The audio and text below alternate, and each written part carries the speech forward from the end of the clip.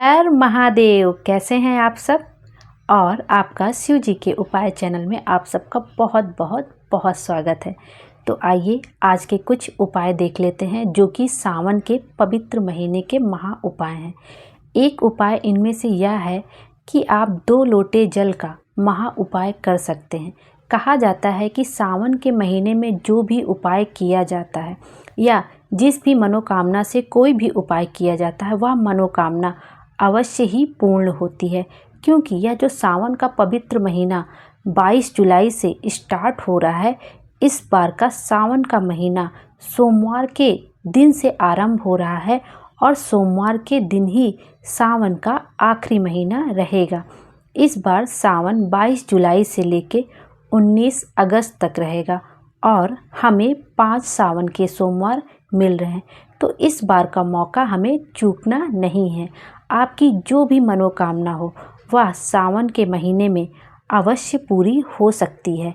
तो इसके लिए हमें 2 लोटे जल का महा उपाय करना है। उसके लिए हम देख लेते हैं कि हमें क्या क्या सामग्री चाहिए और हम यह उपाय कैसे कर सकते हैं। यह जो 2 लोटे जल का महा उपाय है, यह माता अशोक सुंदरी का उपाय है। इसमें हमें 2 तांबे के लोटे चाहिए और उसमें हमें अपने घर का शुद्ध जल भरना है और ध्यान रखना है कि यह उपाय 7 दिन तक करना है। आपको यह उपाय 7 दिन तक लगातार करना है। अगर आप यह उपाय 7 दिन तक लगातार करेंगे तो आपकी कोई भी मनोकामना हो, चाहे वह धन से संबंधित हो, सफलता के लिए हो, नौकरी के लिए हो, या यदि कोई आप व्यापार व्यवसाय कर रहे हैं वह नहीं चल रहा है, या आपकी कोई मनोकामना हो जो बहुत दिन से अटकी पड़ी हुई हो, तो भी पूर्ण हो जाती है। तो एक बार आपने बहुत सारे उपाय करके देखे होंगे, लेकिन सावन के इस पवित्र महीने में एक बार 2 लोटे जल का महा उपाय जरूर करके देखिए। कहते हैं कि भगवान शिव का सावन में बहुत महत्व है, सावन के महीने का बहुत महत्व है। कहा जाता है कि माता पार्वती ने भगवान शिव को पाने के लिए इसी सावन के महीने में कठोर तपस्या की थी। और तपस्या तो वो बहुत दिनों से कर रही थी, लेकिन सावन के महीने में भगवान शिव ने माता पार्वती को अपनी पत्नी के रूप में स्वीकार करने का वरदान दिया था। इसलिए भी यह महीना भगवान शिव को बहुत प्रिय है और इस महीने में जो भी पूजा पाठ किया जाता उसका विशेष फल मिलता है। तो आइए देखते हैं 2 लोटे जल का महा उपाय जो कि माता अशोक सुंदरी से करना है। आपको माता अशोक सुंदरी का स्थान तो पता ही होगा।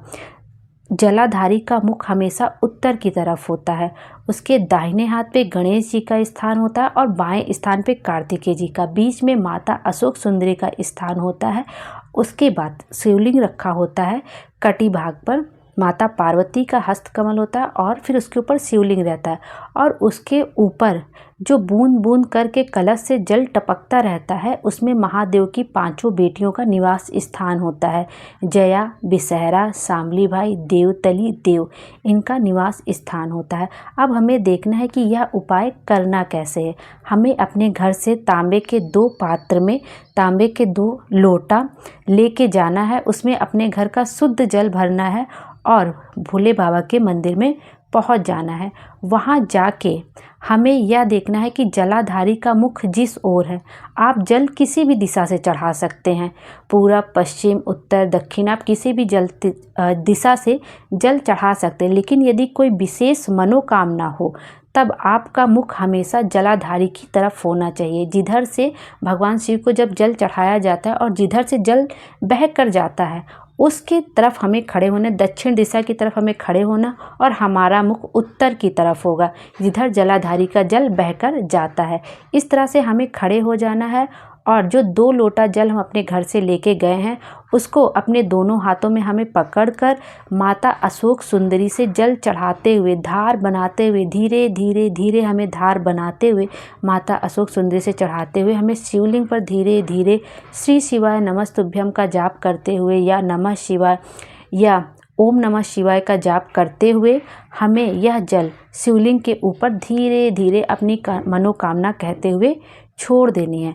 इस तरह से हमें यह उपाय एक बार आप फिर से समझ लीजिए कि आप माता असो 2 लोटा जल अपने घर से लेके जाएंगे, शुद्ध जल, वो भी तांबे के पात्र में, और उत्तर की तरफ मुख करके खड़े हो जाएंगे और दोनों हाथों से आप धीरे धीरे जल माता अशोक सुंदरी से चढ़ाते हुए, धार टूटनी नहीं चाहिए। एक बात का ध्यान रखिएगा कि जो धार आप धीरे धीरे चढ़ाएंगे वो धार टूटनी नहीं चाहिए, और दोनों हाथों से आप धार बनाते हुए आप शिवलिंग तक आएंगे और शिवलिंग के ऊपर धीरे धीरे श्री शिवाय नमस्तुभ्यम बोलते बोलते आपको अपनी मनोकामना कह के जल समर्पित कर देना। आपको यह ध्यान रखना है कि इस तरह जल चढ़ाते हुए यह आप उपाय सोमवार, जो सावन का महीना स्टार्ट हो रहा है सोमवार से, उस दिन से भी कर सकते हैं। ऐसे करते हुए 7 दिन तक लगातार आपको यह उपाय करना है। आप 7 दिन के बाद आपको यह उपाय नहीं करना है।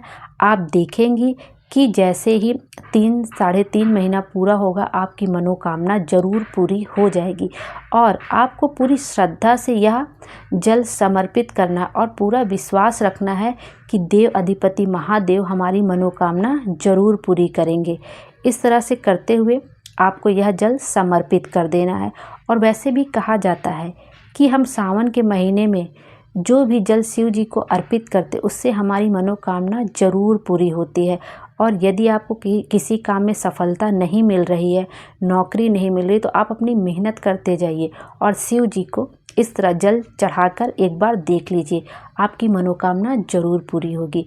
इस तरह से आप यह उपाय कर सकते हैं और आपकी मनोकामना जरूर पूरी हुई। यदि मुझसे इस उपाय को बताने में कुछ गलती हो गई, कोई त्रुटि हो गई हो, या बोलने में मुझसे कुछ गलती हो गई हो, तो मुझे क्षमा कर दीजिएगा। श्री शिवाय नमस्तुभ्यम। हर हर महादेव। भोले बाबा हम सब की मनोकामना पूरी करें और हमारी ज़िंदगी में खुशियाँ ही खुशियाँ भर दें। Thank you.